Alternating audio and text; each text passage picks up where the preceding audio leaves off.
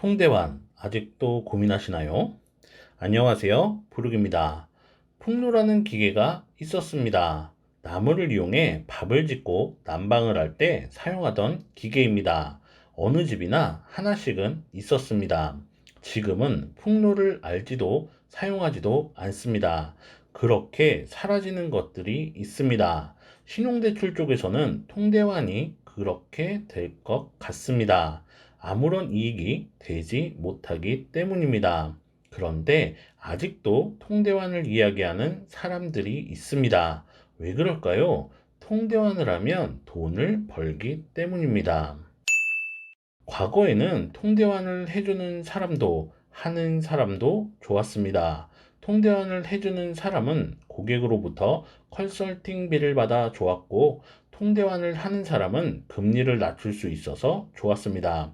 당장은 비용이 나가지만 장기적으로 더 많은 이자를 절약할 수 있었습니다. 그랬던 것이 이젠 아무 이익이 되지 못합니다. 왜 그럴까요? 과거 고금리 대출 이자는 2, 30%대였습니다. 통대환을 하면 2, 30%대인 이자가 3, 4%대인 은행 대출로 바뀌었습니다. 지금은 법정 최고금리가 낮아져 금리가 높아야 10% 중후반입니다. 10% 중후반대인 대출을 은행 대출로 바꿔 금리를 낮춰도 수수료를 주면 이익되는 부분이 별로 없습니다. 혹은 손해를 볼 수도 있습니다. 또한 은행 한도도 줄었습니다. 과거에는 연봉 대비 2배까지도 은행 대출이 나왔습니다. 지금은 연봉만큼도 받기 어렵습니다. 왜 그럴까요? 정부 규제 때문입니다. 통대환을 하는 사람들도 평범한 사람들입니다. 금융권을 움직이거나 금융사를 움직이는 특별한 힘을 가진 사람들이 아닙니다. 금융권을 잘 알고 활용할 수는 있지만 안 되는 걸 되게끔 하는 능력은 없습니다. 그런데 무조건 된다고 하는 사람들이 있습니다. 은행에서 대환이 된다, 모두 다 된다 라고 하는 사람들이 있습니다. 그럴 땐 특약을 요구하면 됩니다. 통대환을 할 때 금전소비대차 혹은 차용증을 작성합니다. 통대한 업자에게 빌린 돈은 얼마이고 돈은 언제까지 갚는지, 이자는 얼마인지, 돈을 빌려준 사람, 돈을 빌려간 사람 등을 기록하고 인감과 인감 도장을 받아 공증까지 받습니다. 그때 특약을 넣어 달라고 하면 됩니다. 은행에서 모든 대출이 안 될 시 빌린 원금만 준다. 은행에서 대출이 안 되면 은행 대출이 될 때까지 돈을 갚지 않아도 된다.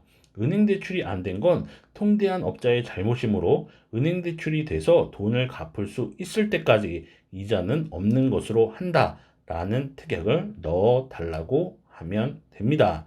자신 있으면 특약을 넣어 달라고 합니다.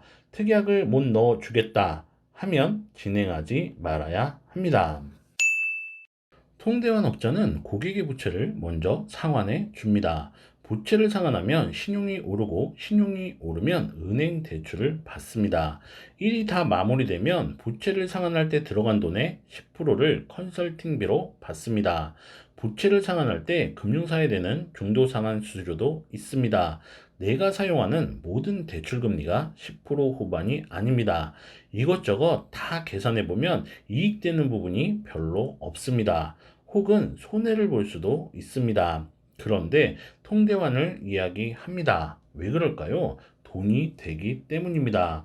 통대환 업자는 돈을 빌려주고 수수료만 받으면 그만입니다. 뒷감당은 오롯이 고객 몫입니다. 아직도 통대환을 이야기하는 사람이 있나요? 통대환은 없어져야 할 과거 유물입니다. 대출 상환이 어려우신가요? 본인 잘못이 아닙니다. 무분별하게 대출을 권유하고 과대 소비를 조장하는 사회 분위기, 광고들이 문제입니다. 감당할 수 없을 만큼의 부채로 힘들 땐 도움을 요청하면 됩니다. 신용회복위원회 상담을 받고 개인 회생도 알아봅니다. 좋은 제도들이 이미 준비되어 있습니다. 알아보고 자신에 맞는 방법이 뭔지 확인하고 헤쳐나가면 됩니다. 1년에 10만 명이 넘는 사람이 회생을 합니다. 당당하게 잘 헤쳐나가면 됩니다. 지금까지 부르기였습니다. 감사합니다.